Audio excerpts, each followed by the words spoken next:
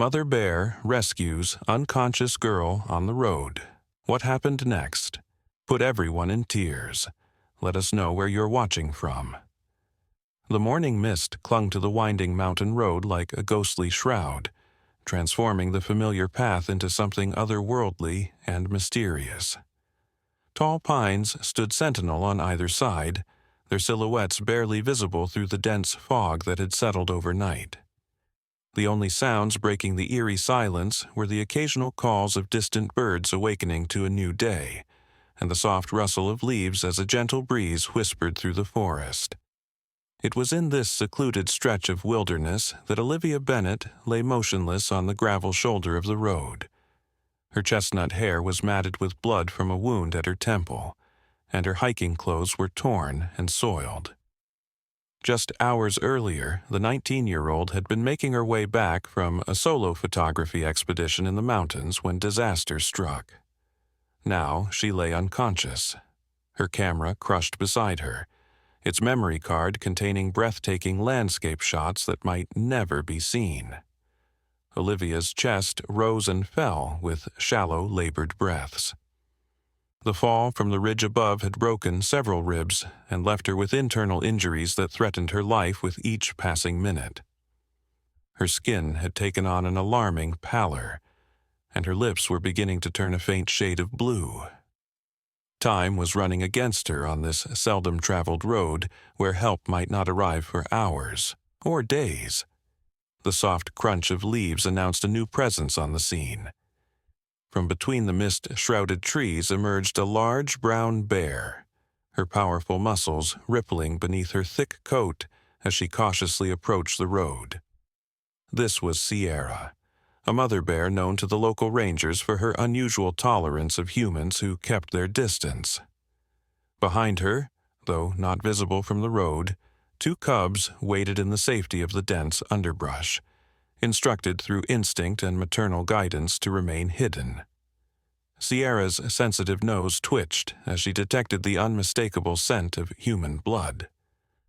Normally, such a discovery would send her retreating deeper into the forest with her cubs.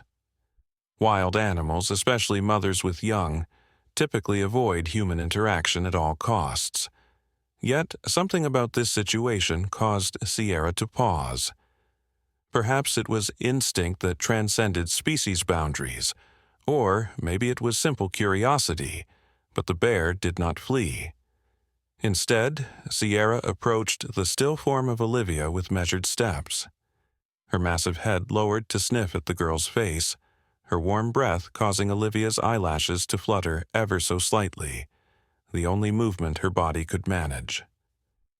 Sierra circled the girl's prone form, snorting softly, assessing this unusual situation with an intelligence that seemed to go beyond animal instinct. What happened in the next moment defied everything wildlife experts would expect. Instead of moving on or responding with aggression to this vulnerable human, Sierra gently nudged Olivia's shoulder with her snout. When there was no response, she nudged again, more firmly, as if checking for signs of life. A low, rumbling sound emerged from Sierra's throat, not a growl of threat, but something that sounded almost like concern. As the morning light strengthened, penetrating the mist in golden shafts, Sierra made a decision that would soon astonish everyone who would later hear this remarkable tale. The mother bear carefully positioned herself beside Olivia's cold body and lowered her massive form next to the girl. The warmth of Sierra's fur against Olivia's side created a stark contrast. Life-giving heat against cooling flesh, wild strength beside human fragility. And then Sierra did something truly extraordinary. She stayed. The road remained empty as the hours passed.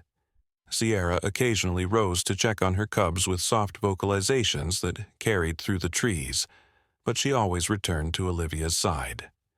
When smaller predators, drawn by the scent of blood, approached tentatively from the forest's edge, Sierra's warning growl sent them scurrying back into the shadows. For reasons known only to her, this wild mother had appointed herself guardian over the unconscious girl, standing between her and certain death. What inspired such behavior in a wild animal? Was it the same maternal instinct that drove her to protect her cubs, somehow extended to this helpless human female? Or was it something more complex, a connection between living beings that transcended the boundaries we humans so often impose between ourselves and the natural world? As Sierra maintained her protective vigil over Olivia, these questions hung in the air, unanswered but profoundly moving in their implications. The sun climbed higher in the sky, burning away the morning mist and revealing the full extent of the unusual scene on that lonely mountain road. Sierra's chocolate-brown fur gleamed in the sunlight as she remained steadfast beside Olivia, occasionally shifting her massive weight to maintain her protective position. The bear's ears constantly swiveled, alert to every sound in the surrounding forest. The crack of a twig, the rustle of leaves, the distant call of a hawk circling overhead. Nothing escaped her notice as she stood guard. Olivia's condition continued to deteriorate.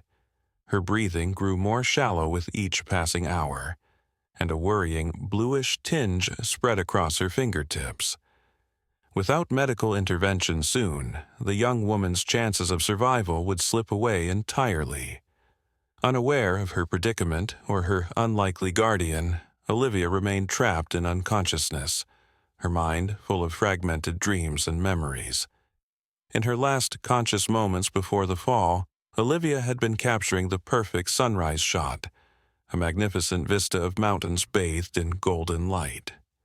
Photography wasn't just a hobby for her. It was her way of connecting with the natural world, of preserving moments of beauty that others might never see. The irony that she now lay helpless in that same wilderness, unable to appreciate its beauty or its dangers, was a cruel twist of fate. Sierra's cubs, growing restless in their hiding place, occasionally emitted soft whines that carried through the trees.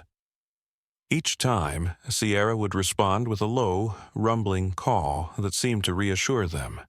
Though clearly torn between her maternal duties to her own offspring and this strange new obligation she had assumed, the bear made her choice again and again, staying with Olivia while keeping her cubs secure through vocalizations and scent markers that told them to remain hidden.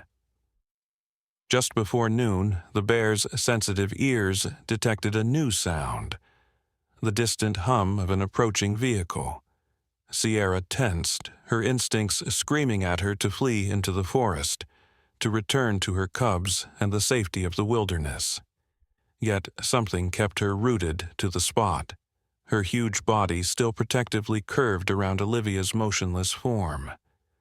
As the sound grew louder, Sierra's muscles bunched beneath her fur, ready for fight or flight, but still she stayed. The blue pickup truck that rounded the bend belonged to Nathan Reeves, a wildlife biologist who spent his days studying the delicate balance of the mountain ecosystem. At 42, Nathan had seen plenty of unusual animal behavior in his career, but nothing in his 2 decades of field experience had prepared him for the sight that greeted him as he navigated the winding road that Tuesday morning. At first, all Nathan saw was a large brown bear by the roadside, not an uncommon sight in these parts, though always a moment to treasure. He slowed his truck, reaching for the camera he kept on his passenger seat for just such opportunities. But as the truck drew closer, the full scene came into horrifying focus through his windshield. The bear was standing over what appeared to be a person lying on the ground. "Oh my God," Nathan whispered, his blood running cold. His first thought was that he was witnessing the aftermath of a bear attack, a nightmare scenario he had trained for but never encountered. With trembling fingers, he reached for his radio to call for emergency assistance, his other hand moving to the bear spray he kept within easy reach. But something about the scene didn't match what he knew about bear attacks. The animal wasn't acting aggressively or feeding. Instead, it seemed to be standing guard. Nathan's scientific mind struggled to process what his eyes were seeing. The bear was positioned beside the person, a young woman he could now see, in an almost protective stance. Nathan stopped his truck about 50 yards away, not wanting to provoke the bear with a closer approach. Through his binoculars, he observed the scene more carefully and noted with a jolt of surprise that the bear was Sierra, a female he had been tracking for years as part of his research. He recognized the distinctive white patch on her chest and the notch in her right ear from an old injury. "Sierra?" he murmured in disbelief. "What are you doing, girl?" As if in response to her name, the bear looked directly at Nathan's vehicle. Their eyes met through the binocular lenses, and Nathan felt a chill run down his spine that had nothing to do with fear. There was an intelligence in those eyes, a determination that seemed to communicate across the impossible barrier between species. In that moment, Nathan knew with certainty that Sierra was not threatening the girl. She was protecting her. Time seemed to stand still as man and bear regarded each other across the distance. Then Sierra did something that left Nathan speechless. She took a few steps away from Olivia, looked pointedly at Nathan, and then back at the girl, before repeating the movement. The message couldn't have been clearer if she had spoken. "Help her. This isn't happening," Nathan muttered to himself, yet he couldn't deny the evidence before his eyes. Swallowing hard, he picked up his radio and called for emergency medical assistance. "This is Reeves, out on Mountain Pass Road," he said, his voice steadier than he felt. "I've got an injured person about 15 miles past the North Ranger Station. Female, unconscious, unknown injuries. And dispatch? You're not going to believe this, but there's a bear with her. Yes, a bear. And I think it's been keeping her safe." The dispatcher's skeptical questions faded into the background as Nathan contemplated his next move. Sierra was still watching him intently, her massive head swinging between him and Olivia in that same deliberate pattern. Making a decision that went against everything in his training, Nathan slowly opened his truck door and stepped out onto the road. "I must be out of my mind," he whispered, but something deeper than rational thought was guiding him now. With careful, measured movements, he began to approach the extraordinary scene, speaking in the same low, soothing voice he used when observing wildlife up close. "Easy, Sierra," he called softly. "Easy, girl. I'm here to help. I won't hurt either of you." Sierra watched his approach with unwavering attention, her nostrils flaring as she processed his scent on the breeze. To Nathan's amazement and relief, she didn't display any signs of aggression. No huffing, no teeth-baring, no charging. Instead, she stood her ground beside Olivia, as if evaluating Nathan's intentions. When he was about 20 feet away, Sierra made another unexpected move. She looked at Nathan, then down at Olivia, and then deliberately backed away several paces, still watching intently but creating space for him to approach the injured woman. "Thank you," Nathan breathed, not feeling foolish at all for addressing the bear as a rational being. What he was witnessing defied conventional understanding of wildlife behavior, yet was happening nonetheless. "I'll take care of her now." Moving with the caution that might literally mean life or death, Nathan closed the final distance to Olivia's side and knelt beside her. His wilderness first aid training kicked in as he checked her vitals, finding a pulse that was present but dangerously weak. Her skin was cold to the touch despite the warming day, suggesting shock and exposure. From the awkward angle of her left leg and the swelling visible beneath her torn hiking pants, he suspected fractured bones. Most concerning was the head wound that had left dried blood caked in her hair. "Hang on," he told the unconscious young woman as he carefully draped his jacket over her for warmth.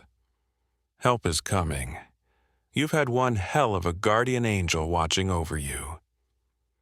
From her position several yards away, Sierra made a soft chuffing sound, almost like a sigh of relief, Nathan glanced up at her, still unable to fully believe what was happening. The bear's behavior defied everything he knew about wildlife, yet he couldn't deny the evidence of his own eyes. For whatever reason, Sierra had appointed herself this girl's protector, likely saving her life in the process. In the distance, the wail of approaching sirens broke the mountain silence. Sierra's head jerked up, her ears pivoting toward the sound. Nathan saw the sudden tension in her powerful shoulders, the instinctive fear of the unfamiliar noise. "It's okay," he said softly, though he knew what would happen next. "You've done your part. You can go now." As if understanding his words, Sierra gave one last look at Olivia, then at Nathan. Their eyes met again, and Nathan would later swear there was a depth of emotion in that gaze that went beyond anything scientists would credit to a wild animal. Then, with surprising grace for a creature of her size, Sierra turned and loped into the forest, disappearing among the trees just as the first emergency vehicle rounded the bend. The paramedics arrived in a flurry of activity, their shocked expressions speaking volumes as Nathan briefly explained the situation. They worked efficiently to stabilize Olivia, securing her neck in a brace, starting an IV line, and carefully transferring her to a backboard. Nathan overheard enough of their rapid-fire medical jargon to understand that her condition was critical but not yet hopeless. "Found her ID in her pocket," one of the EMTs told Nathan as they prepared to load Olivia into the ambulance. "Name's Olivia Bennett, college student from Riverside. Parents are being notified." Nathan nodded, his gaze drifting to the tree line where Sierra had disappeared. "When she wakes up," he said, "tell her about the bear. Tell her what happened here. She should know who really saved her life today." As the ambulance pulled away, lights flashing against the mountain backdrop, Nathan remained standing in the road, processing the extraordinary event he had witnessed. In all his years studying wildlife, he had never seen anything like it, nor did he expect he ever would again. Sierra's actions challenged everything scientists thought they knew about the divide between humans and wild animals. From the forest came a faint sound, the low, distinctive call of a mother bear summoning her cubs. Nathan smiled, picturing Sierra reuniting with her young, resuming her normal life after her brief but remarkable intervention in human affairs. Some things defied scientific explanation, and perhaps that was as it should be. Some mysteries were meant to remain just that, mysteries that reminded humans of their place in a larger, more complex natural world than they could ever fully understand. What Nathan couldn't know, as he finally returned to his truck and continued his journey, was that the extraordinary story of Sierra and Olivia was only just beginning. The events set in motion on that lonely mountain road would touch not only their lives, but the lives of everyone who would hear their remarkable tale in the days to come. In the Riverside Regional Hospital, 30 miles from the scene of the rescue, Dr. Mia Chang studied the chart of the young woman who had just been wheeled into the trauma bay. "What happened to her?" she asked the paramedic who was transferring care. The paramedic hesitated, then shook his head. "You wouldn't believe me if I told you, Doc." "Try me," Dr. Chang replied, already focused on assessing Olivia's injuries. "A bear found her first," the paramedic said simply. "A mother bear with cubs nearby, and according to the wildlife biologist who called it in, that bear was protecting her, kept her warm, kept predators away, and then, I swear, this is what he said, practically showed him where she was." Dr. Chang paused, her experienced hands momentarily still on Olivia's pulse point. In 16 years of emergency medicine, she'd heard some unusual stories, but this one, "You're right," she said finally, returning to her assessment. "I don't believe you. But right now, that doesn't matter. What matters is saving this young woman's life." As the trauma team worked with practiced efficiency, None of them noticed the slight movement of Olivia's fingers or the single tear that slipped from beneath her closed eyelids. Somewhere in the darkness of her unconscious mind, Olivia wasn't entirely unaware. Fragments of memory, warmth against the cold, a gentle pressure against her side, a rumbling sound that somehow conveyed safety rather than threat, drifted through her thoughts like scattered puzzle pieces. And in the mountains, Sierra led her cubs to a new den farther from the human road, her mission complete but not forgotten. The connection forged in those hours of protection had changed something fundamental in both bear and human, creating a bond that transcended species and circumstance, a bond that would soon become known to the world. The next 24 hours proved critical for Olivia Bennett. The medical team worked tirelessly through emergency surgery to address her internal bleeding, set her fractured femur, and monitor the swelling in her brain from the traumatic head injury. Her parents, Marcus and Diana Bennett, arrived in a panic after receiving the call no parent ever wants to get. They maintained a constant vigil at her bedside in the ICU, their faces drawn with worry as they watched the rhythmic rise and fall of their daughter's chest, assisted by a ventilator. "How did this happen?" Diana asked repeatedly, clutching her daughter's limp hand between her own. Her eyes were red-rimmed from crying, and her normally neat appearance had given way to the dishevelment of someone whose world had been suddenly upended. "She was just taking pictures. She's always been so careful on her hikes." Marcus stood by the window, his tall frame seeming somehow diminished by grief and fear. Unlike his wife, who expressed her emotions openly, Marcus had retreated into a stoic silence, broken only by occasional questions to the medical staff. But the tension in his shoulders and the way he repeatedly rubbed his wedding band, a nervous habit from 30 years of marriage, betrayed his inner turmoil. "The Rangers think she might have been startled by something on the ridge," Dr. Chang explained gently as she checked Olivia's vital signs. "The evidence suggests she lost her footing and fell about 40 feet down the embankment. She's very lucky to be alive." The doctor hesitated, unsure whether to share the more unusual aspects of Olivia's rescue. Under normal circumstances, she might have dismissed the paramedic's story as an exaggeration or misunderstanding. But that morning, she had received a call from Nathan Reeves, who had provided a detailed account of what he had witnessed. An account too specific and scientifically observed to be easily dismissed. "There's something else you should know, Doctor," Chang said finally. "Something unusual about how your daughter was found." She proceeded to tell them about Sierra, choosing her words carefully, presenting the facts as reported without speculation. As the story unfolded, Diana's eyes widened in disbelief, while Marcus moved away from the window to stand at the foot of Olivia's bed, his attention fully captured. "That's impossible," he said when she had finished. "Bears don't protect humans. They attack them, or they run away.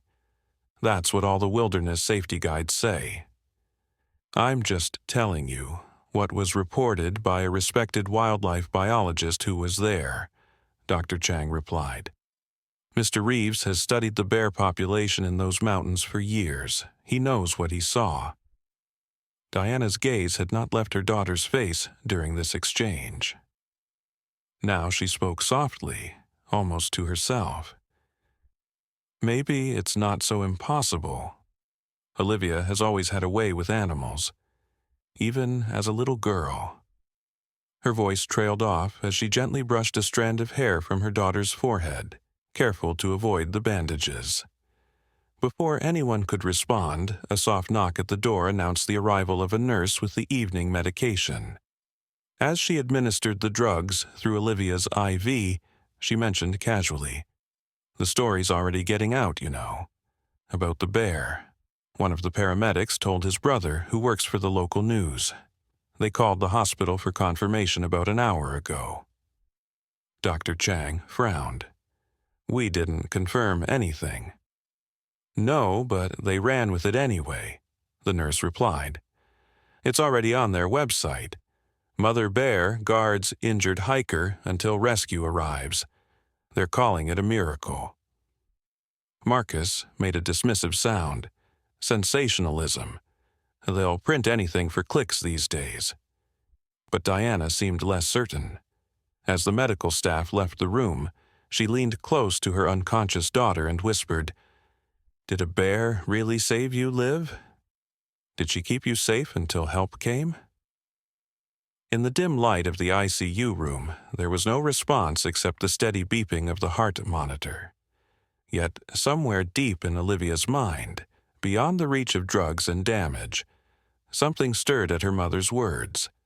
A memory, or perhaps a dream, of being enveloped in warmth while cold death circled nearby, kept at bay by an unlikely guardian. Meanwhile, 15 miles from the hospital, Nathan Reeves sat in his modest cabin, typing up his field notes on the day's extraordinary events. As a scientist, he was trained to record observations objectively, without embellishment or speculation. But how could mere clinical language capture what he had witnessed? How could he explain Sierra's behavior in terms that would satisfy his peers without diminishing the profound nature of what had occurred? Nathan rubbed his tired eyes and glanced at the window, where darkness had fallen over the mountains. Somewhere out there, Sierra was with her cubs, perhaps settled into their new den for the night. Was she simply going about her bare existence, the events of the day already fading from whatever consciousness she possessed? Or had she, too, been changed by the encounter? The ringing of his phone interrupted these thoughts. The caller ID showed a number he didn't recognize. "Nathan Reeves," he answered. "Mr. Reeves, this is Alicia Gomez from KTNR News," came a brisk, professional voice. "I'm calling about a report we received regarding an injured hiker and a bear on Mountain Pass Road earlier today. Since you were identified as the first responder on scene, we were hoping you could provide some details for our story." Nathan sighed. He should have expected this. In a small mountain community, news, especially unusual news, traveled quickly. "I'm not comfortable discussing this right now," he said. "A young woman is fighting for her life in the hospital. That should be the focus, not sensationalizing what happened." "We understand completely," Alicia assured him, though her tone suggested otherwise. "But our viewers would be very interested in hearing about the bear's behavior from someone with your expertise. It's such an inspiring story of cross-species compassion." "It's not a story," Nathan interrupted, a protective edge creeping into his voice. "It's a complex wildlife interaction that's being oversimplified into some kind of fairy tale. Sierra, the bear, was exhibiting behavior that needs to be studied and understood, not turned into a viral headline." There was a pause on the other end of the line. "You named the bear?" Alicia asked, curiosity evident in her voice. Nathan closed his eyes, realizing his mistake. "She's part of a research study," he explained. "Many of the bears in this area are tagged and named for identification purposes." "Even better," Alicia said eagerly. "This wasn't just any bear, it was one you know. Surely, that makes her behavior even more significant. Would you be willing to share some background on Sierra? How long have you been studying her? Has she shown unusual behavior before?" The questions came rapidly, each one increasing Nathan's discomfort. He had spent his career trying to protect the wildlife he studied, to ensure that human interaction didn't disturb their natural behaviors or habitats. Now, he found himself in the uncomfortable position of potentially contributing to a media circus that could put Sierra and her cubs at risk from well-meaning but disruptive human attention. "Miss Gomez," he said firmly, I understand your interest in this story, but I need to decline further comment until I've had time to properly document and analyze what occurred. There are ethical considerations regarding wildlife protection that take precedence over public curiosity. After ending the call with a promise to potentially be in touch later, Nathan returned to his field notes with a renewed sense of urgency. If the media was already picking up the story, he needed to establish a scientific framework for what had happened before it was completely overrun by sentimentality and anthropomorphism. Not that he could blame people for being captivated. What he had witnessed had affected him deeply as well, challenging his own scientific detachment. As he worked late into the night, systematically recording every detail of Sierra's behavior, the weather conditions, Olivia's position, and a dozen other relevant factors, Nathan found himself returning again and again to the moment when Sierra had looked directly into his eyes. There had been something in that gaze, an awareness, an intention, that couldn't be easily categorized or explained away. By morning, news of the Miracle Bear rescue had spread far beyond the local community. Regional networks picked up the story, and by noon it had caught the attention of national media outlets always hungry for uplifting animal stories. The hospital's communications office was flooded with inquiries about Olivia's condition, while the Regional Wildlife Management Agency found itself fielding calls about Sierra and the mountain's bear population. Dr. Sandra Martinez, the chief wildlife officer for the region and Nathan's supervisor, called him around midday. "Have you seen the news?" she asked without preamble. "I've been avoiding it," Nathan admitted, pouring himself another cup of coffee. He had worked until 3 a.m. on his report and had only woken up an hour earlier. "Well, your bear is now an internet sensation," Dr. Martinez informed him. "The story's trending on social media, and we've had requests for interviews from as far away as Europe. I need you to come in and help us develop a response strategy." Nathan groaned. "Sandra, this is exactly what I was afraid of. Sierra isn't a celebrity. She's a wild animal with cubs who needs to be left in peace." "I agree completely," his supervisor replied, "which is why we need to get ahead of this narrative before well-meaning people start trekking into the mountains hoping to get a selfie with a hero bear.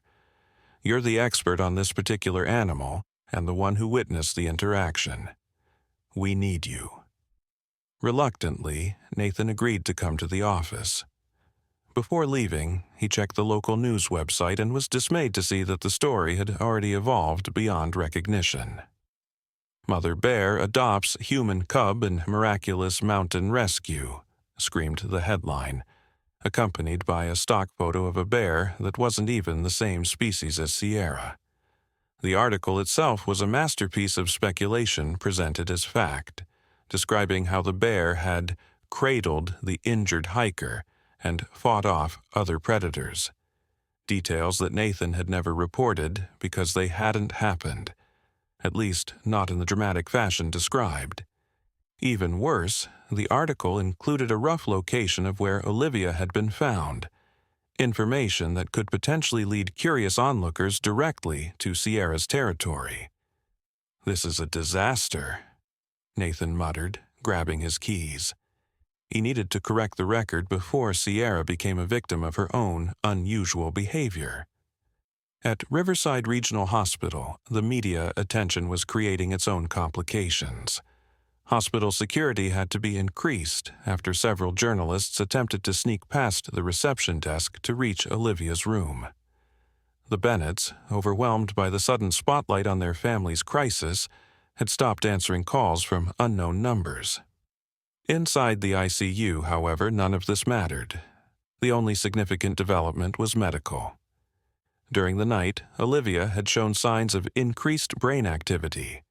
By morning, her doctors were cautiously optimistic that she might regain consciousness within the next 24 to 48 hours.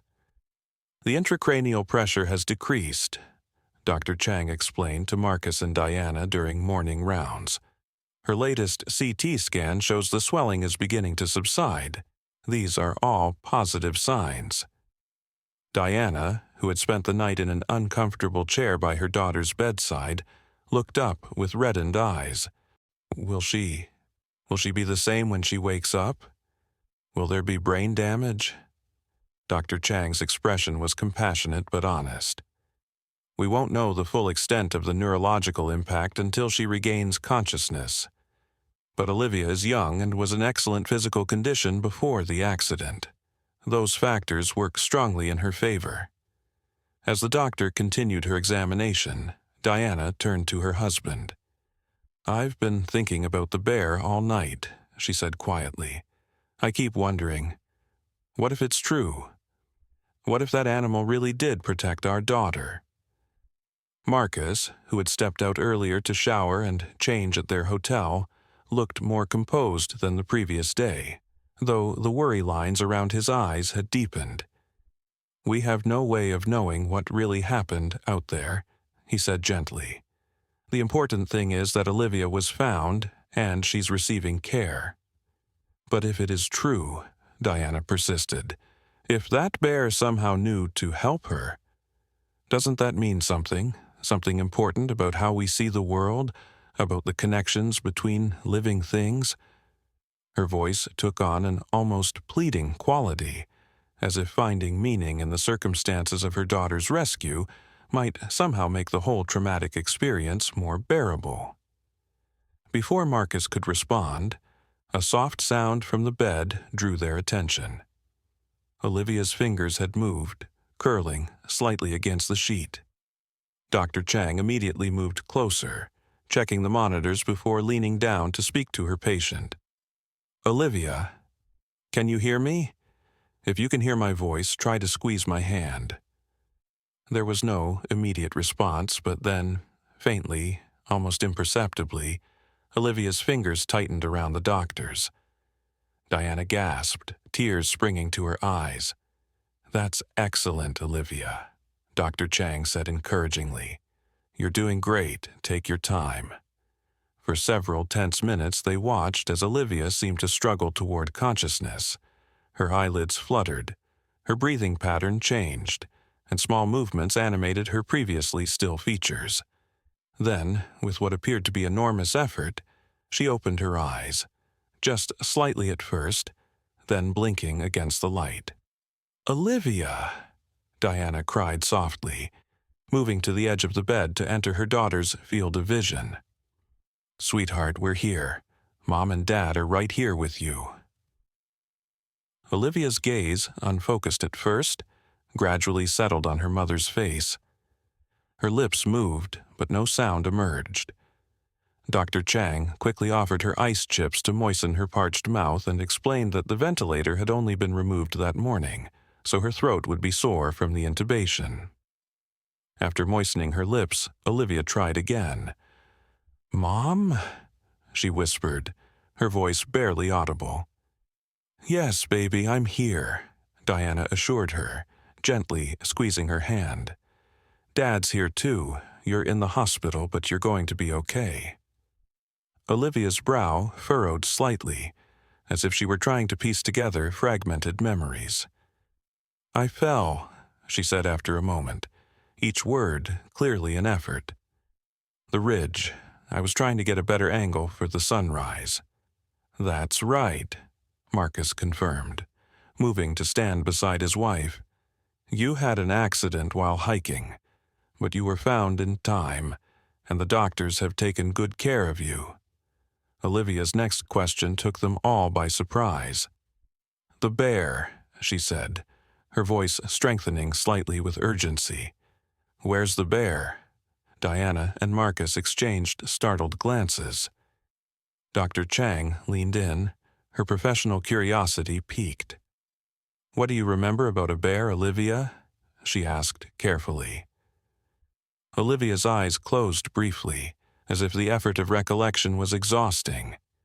When she opened them again, there was a certainty in her gaze that hadn't been there before.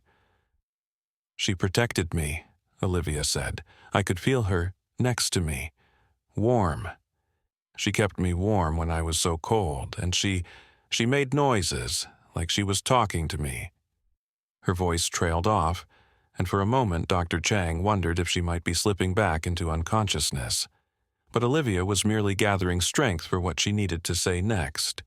She saved me, she whispered. I knew I was dying. I could feel it, but she wouldn't let me go. She kept me here. The room fell silent as the three adults absorbed Olivia's words.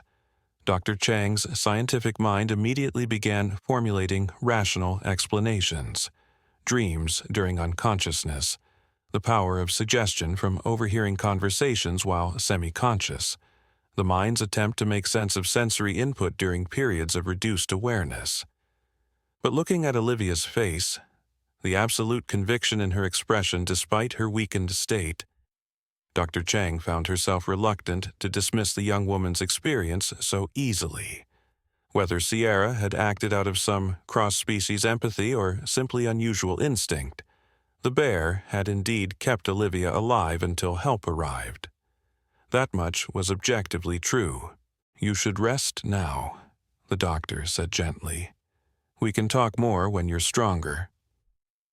As if the brief conversation had drained what little energy she had, Olivia nodded slightly and closed her eyes. Within moments, her breathing had settled into the rhythm of sleep. Natural sleep this time, not the ominous stillness of unconsciousness. Outside in the hallway, Dr. Chang updated the Bennetts on their daughter's condition. This level of coherence is an excellent sign, she assured them. Her memory of events before the accident is intact, which suggests the brain injury may be less severe than we initially feared. But what about what she said about the bear? Diana asked. Could she really remember that? Or was she dreaming? Dr. Chang chose her words carefully. The human brain is remarkably complex, especially in trauma situations. Olivia may have had moments of semi-consciousness during which she was aware of the bear's presence.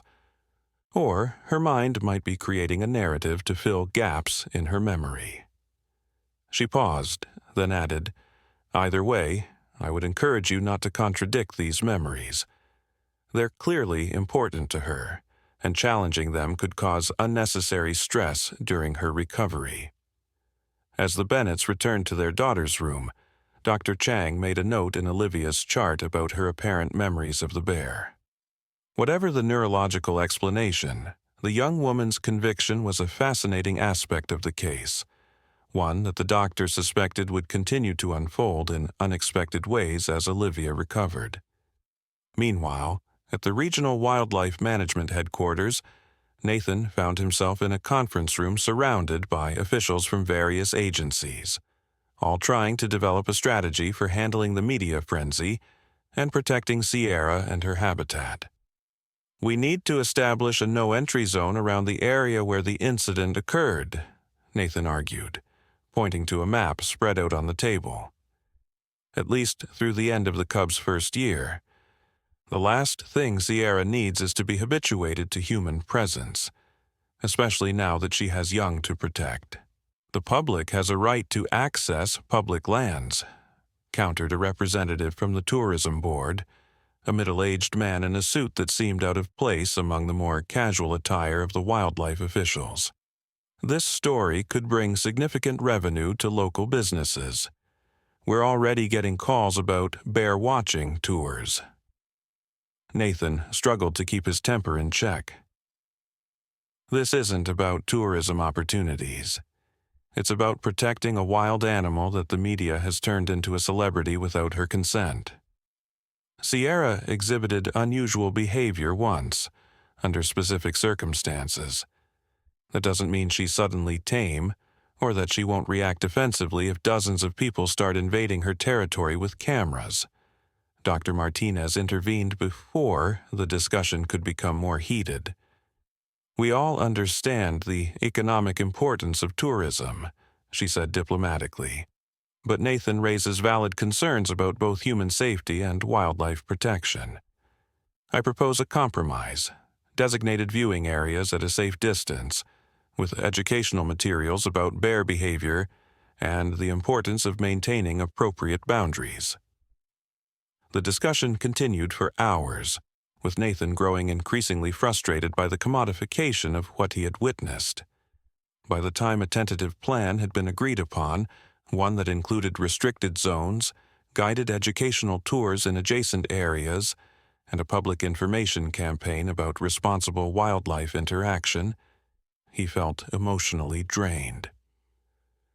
"You did good work in there," Dr. Martinez told him as they walked to the parking lot afterward.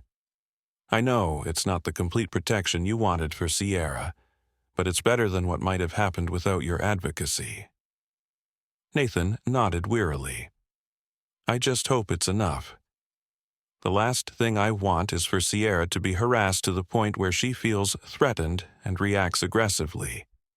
One negative interaction, and the same public that's calling her a hero will demand she be relocated or worse. We'll monitor the situation closely," his supervisor promised. "And speaking of monitoring, there's something else we need to discuss. The hospital called while you were arguing with the tourism representative. The young woman, Olivia Bennett, has regained consciousness." Nathan's exhaustion instantly gave way to alertness. "That's wonderful news. How is she?" "Apparently stable, though still very weak," Dr. Martinez replied. "But here's the interesting part. According to her doctor, she has distinct memories of the bear protecting her. She described feeling Sierra's warmth and hearing her vocalizations while she was supposedly unconscious." Nathan stopped walking, digesting this information. "That shouldn't be possible. She was completely unresponsive when I found her. And yet, she specifically mentioned the bear keeping her warm," Dr. Martinez said. "The hospital is asking if you'd be willing to speak with her once she's stronger, both to satisfy her curiosity about what happened and to help the medical team understand her experience from a scientific perspective."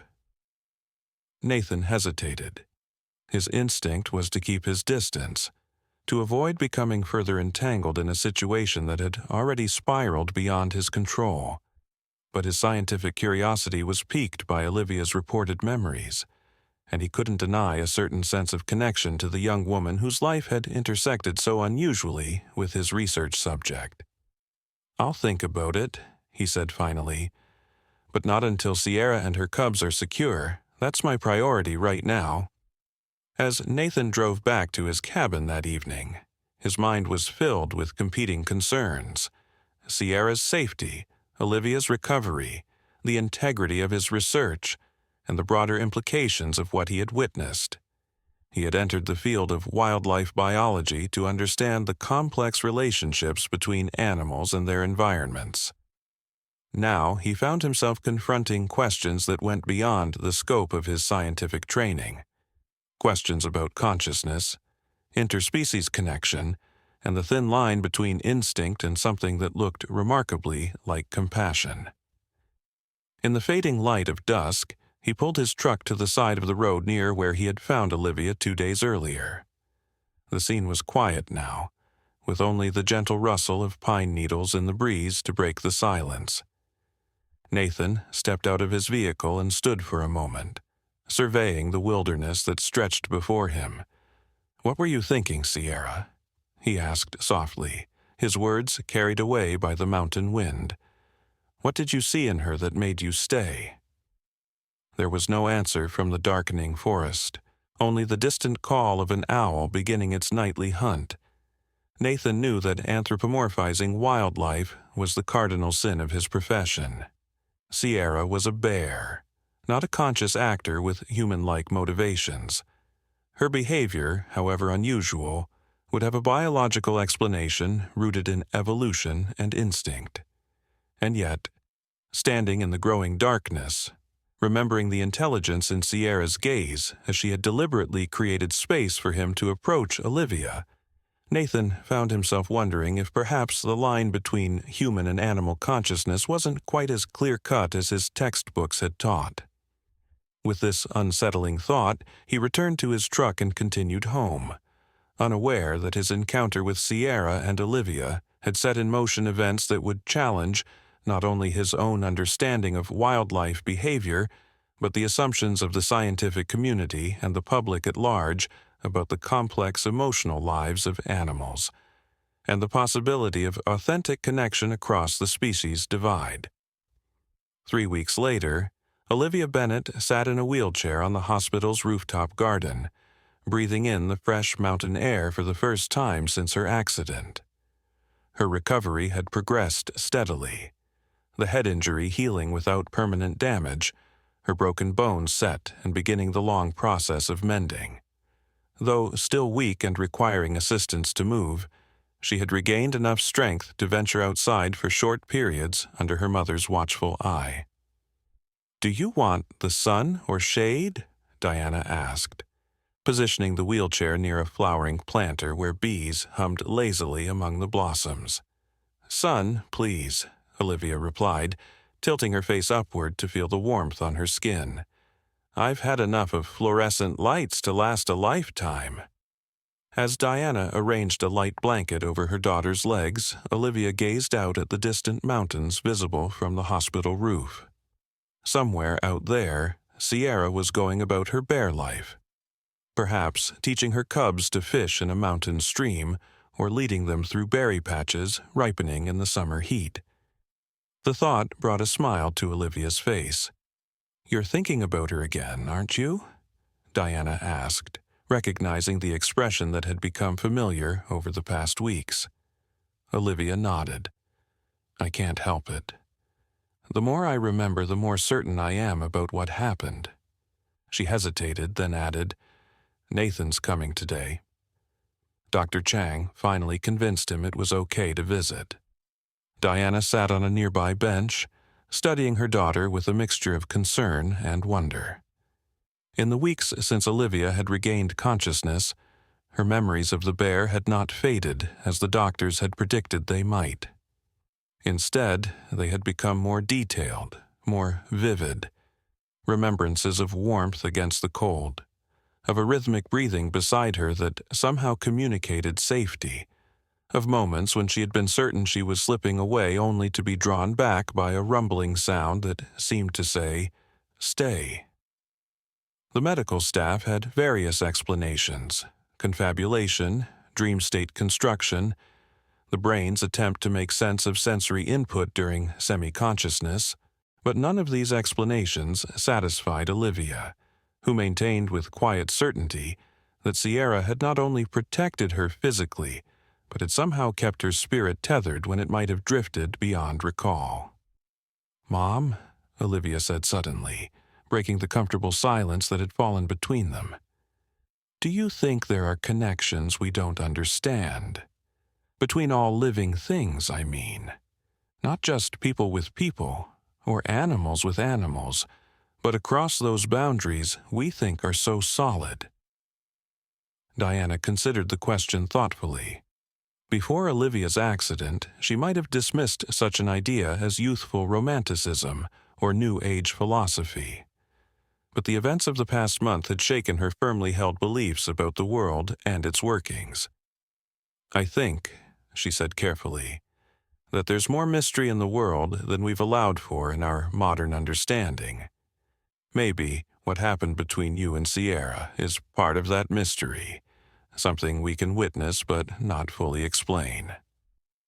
Olivia smiled, appreciating her mother's openness to possibilities that would have seemed absurd just weeks ago. Diana had always been the pragmatic one in the family, the one who planned and organized and relied on facts rather than feelings. To hear her acknowledge the mystery of Olivia's experience was a gift in itself. The door to the rooftop garden opened, and Dr. Chang appeared, accompanied by a tall, somewhat awkward-looking man with sunburned cheeks and eyes that seemed more accustomed to scanning wilderness than meeting human gazes.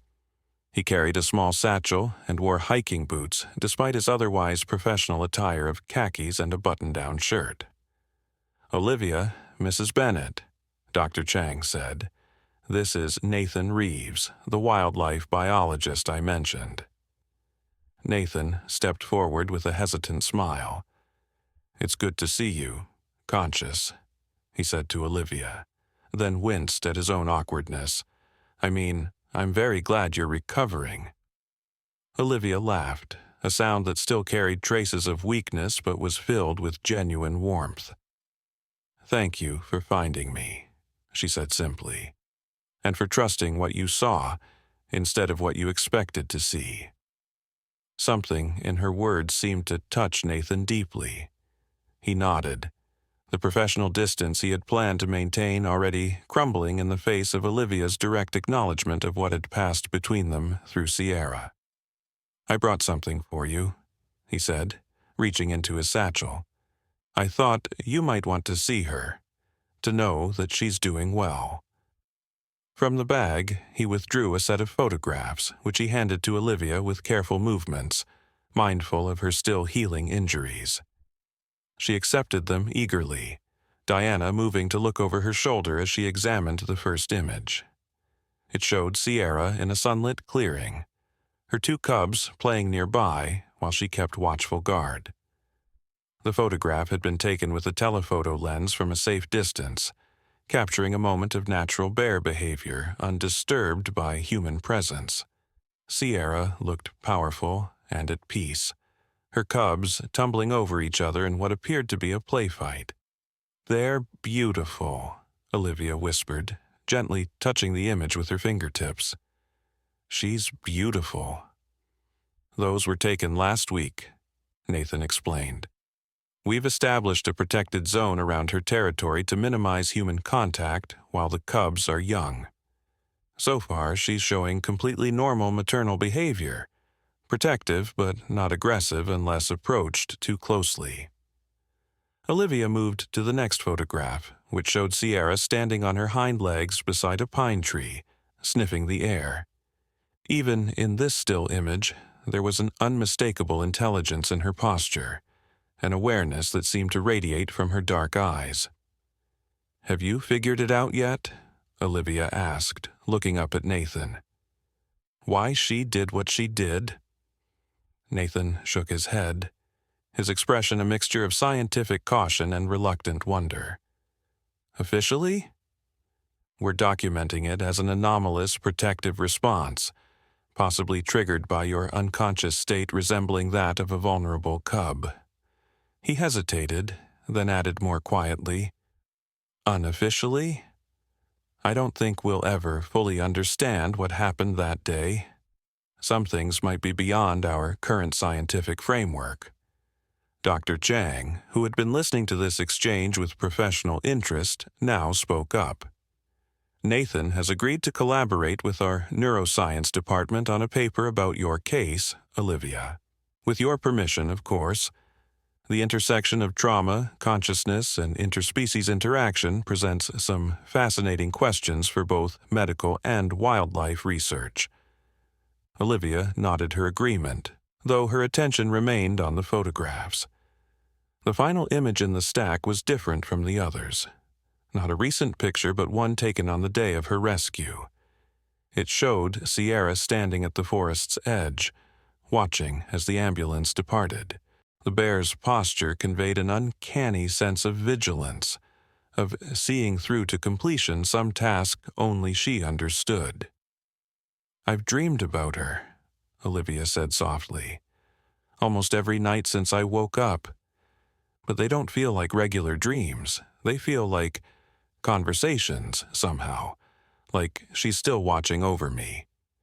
Nathan might have dismissed such a statement as the product of trauma and medication if not for his own experiences over the past weeks. On 3 separate occasions while observing Sierra from his research blind, he had witnessed her stop whatever she was doing, raise her head, and stare intently in the direction of Riverside, in the direction of the hospital where Olivia was recovering.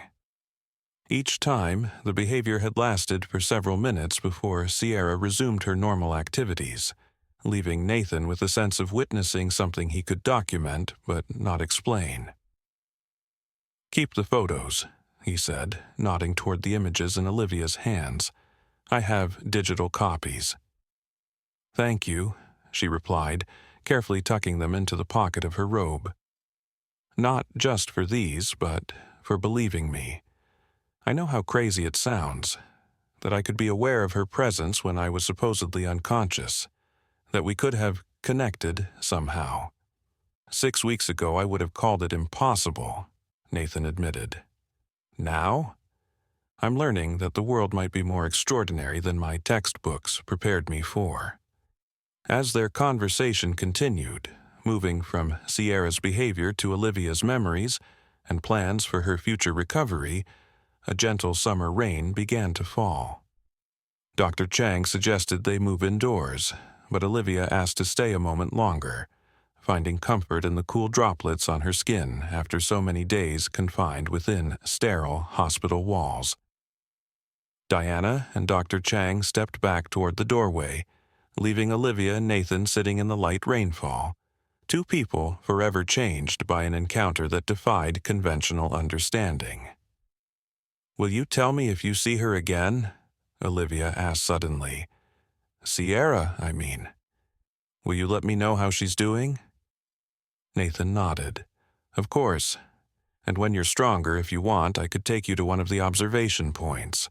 From a safe distance, with proper precautions, you might see her yourself."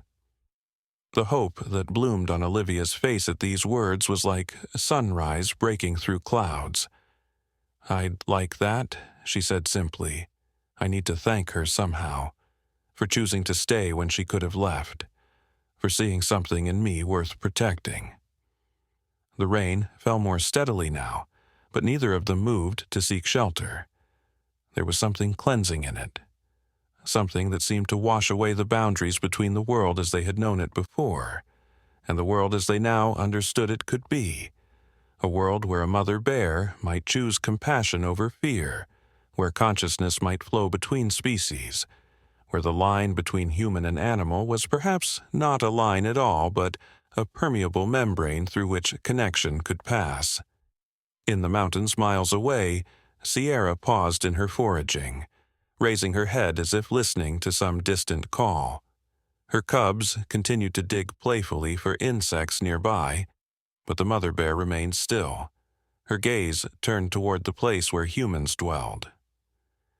After a long moment, she made a soft chuffing sound, as if responding to an unheard voice, before returning to the immediate concerns of her bare existence. But something had changed in her as well. Some awareness awakened that went beyond instinct and into the realm of knowing. Just as Olivia would carry the memory of Sierra's protection for the rest of her life, so too did Sierra carry something of Olivia. A recognition, perhaps, that the boundaries between beings were more fluid than either species had imagined. As the summer rain washed over the mountain slopes and hospital rooftop alike, connecting all through the universal language of water returning to earth, Olivia closed her eyes and whispered words meant not for those around her, but for a consciousness she sensed even across the miles of separation. "Thank you for finding me. Thank you for staying. Thank you for showing me that we're never truly alone in this world." And somewhere in the wild heart of the mountains, a mother bear raised her head once more, as if hearing a call that transcended distance and difference alike. A momentary bridge between worlds that science could measure but not explain, that faith could embrace but not define, that existed in that liminal space where all boundaries dissolve, and connection becomes the only truth that matters. In that shared moment of awareness, human and bear alike found something precious and rare, the recognition that in a universe of infinite complexity, compassion might be the most powerful force of all, capable of reaching across the divides we create to touch the common heart that beats in all living things. And that, in the end, was the real miracle of the mountain road. Not that a bear had protected a human, but that in doing so, she had reminded us all of what we so often forget, that we are never as separate from one another, or from the natural world as we believe ourselves to be. The end.